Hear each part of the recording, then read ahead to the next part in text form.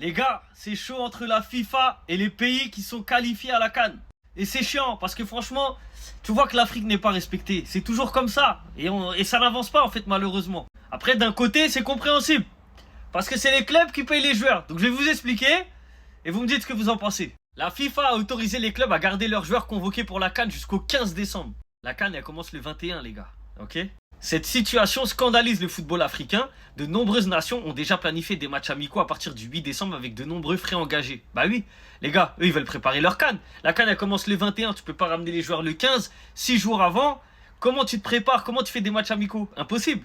Et à la base, les clubs, ils devaient libérer les joueurs après le week-end du 6 et 7 décembre. Et là, la FIFA, en fait, ils ont repoussé le truc jusqu'au 15 décembre. Par exemple, Liverpool, là, ils ont dit ils vont pas lâcher ça là avant le 15 décembre, c'est mort. Et c'est là que tu vois la FIFA, ils respectent pas la CAF. Par contre, quand c'est pour faire des conférences de presse, vous connaissez lui là, il est partout, Infantino. Il met sa tête partout. Il fait des grands sourires à tout le monde. Mais au final, les preuves sont là. Il a repoussé le truc d'une semaine. Comme ça, à l'œil. Forcément, ça arrange les clubs, les gars. Ils peuvent garder leurs joueurs une semaine de plus. C'est eux qui les payent.